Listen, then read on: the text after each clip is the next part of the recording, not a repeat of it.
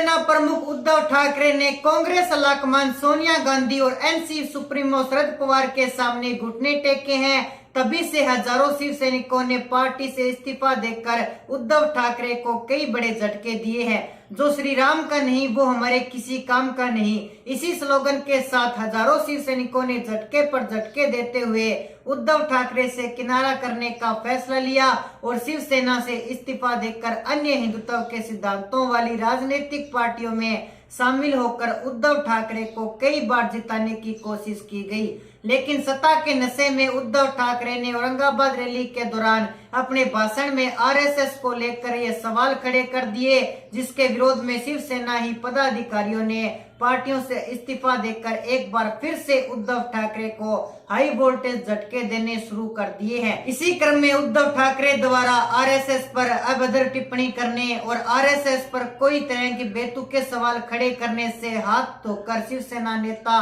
और श्याम देश पांडे पार्टी से इस्तीफा दिया है। जो श्री राम का नहीं वो हमारे किसी काम का नहीं स्लोगन के साथ देश पांडे ने कहा कि आरएसएस की आलोचना करने से साफ नजर आ रहा है कि उद्धव ठाकरे अब अपनी दिशा भटक गए हैं और शिवसेना के पदाधिकारियों के साथ साथ शिव सैनिकों ने उद्धव ठाकरे को टाटा बाय बाय कहना शुरू कर दिया है, जो शिवसेना के राजनीतिक अस्तित्व को लेकर अच्छे संकेत नहीं माने जा रहे। लाउड स्पीकर वर्सेस अजान के मुद्दे पर शिवसेना के पूर्व पदाधिकारियों ने साफ कहा था कि 99% शिव सैनिक मन से प्रमुख राज ठाकरे के समर्थन में उतर आए हैं, जो राज ठाकरे की गिरफ्तारी नहीं होने का मुख्य कारण बनकर उभरा है। उद्धव ठाकरे भली भांति जानते हैं कि राज ठाकरे के साथ शिव सैनिक खड़े हुए हैं और राज ठाकरे की गिरफ्तारी होने से शिव सैनिकों की नाराजगी का सामना है वो शिवसेना प्रमुख उद्धव ठाकरे को करना पड़ेगा, जो शिवसेना पार्टी के लिए घातक साबित हो सकता है। इसलिए कोर्ट द्वारा 2 अलग अलग मामलों में गैर जमानती वारंट जारी होने के बावजूद भी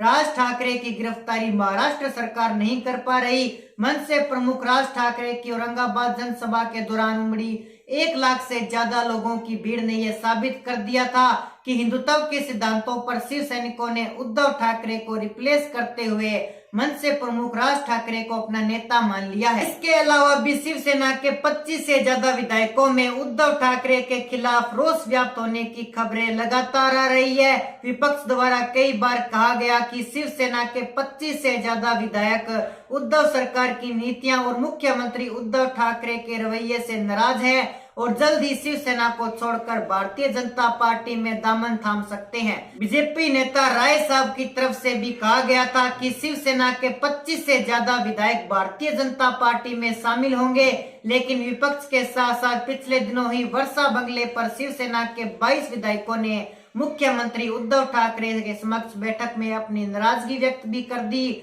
सूत्रों से मिली जानकारी के मुताबिक शिवसेना के 22 विधायकों ने मुख्यमंत्री उद्धव ठाकरे को एनसीपी और कांग्रेस के मंत्रियों द्वारा की गई शिकायत भी कर डाली है और शिवसेना के विधायकों ने एनसीपी कांग्रेस के मंत्रियों पर आरोप लगाते हुए साफ कहा है कि वो हमारे क्षेत्र में दखल अंदाजी दे रही हैं, जिससे शिवसेना की राजनीतिक शाखा को बहुत बड़ा नुकसान हो रहा है और एनसीपी कांग्रेस मिलकर अपनी अपनी पार्टी के विस्तार में शिवसेना को खोखला कर रही है। साथ ही विधायक निधि एवं अन्य सभी प्रकार के आर्थिक लेन देन एनसीपी और कांग्रेस द्वारा अपने ही कार्यकर्ताओं और अपने ही ठेकेदारों के साथ किए जा रहे हैं। इससे शिवसेना का राजनीतिक घाटा होने के साथ साथ विकास कार्यों में भी बाधा पहुंच रही है। एनसीपी कांग्रेस के नेता विधायक और मंत्रियों पर शिवसेना विधायकों द्वारा लगाए गए आरोपों के बाद मुख्यमंत्री उद्धव ठाकरे ने इन सभी क्षेत्रों में सभी तरह के विकास कार्यों पर रोक लगा दी है। मुख्यमंत्री उद्धव ठाकरे द्वारा शिवसेना विधायकों की कार्य क्षेत्र में भी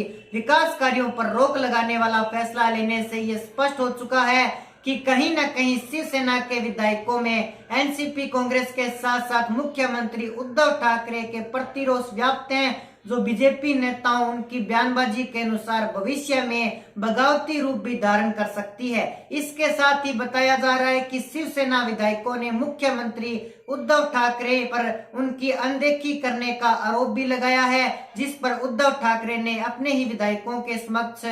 शिवसेना के 22 विधायकों को राजी करने की कोशिश भी उद्धव ठाकरे के द्वारा इस बैठक में की गई थी। तो दोस्तों, ऐसे में आपकी जो भी राय आप हमारे कमेंट सेक्शन में जरूर बताएं। साथ ही हमारे चैनल को कर लीजिए सब्सक्राइब ताकि हमारे नए नए अपडेट्स आप तक पहुंच सके। जय हिंद, जय भारत।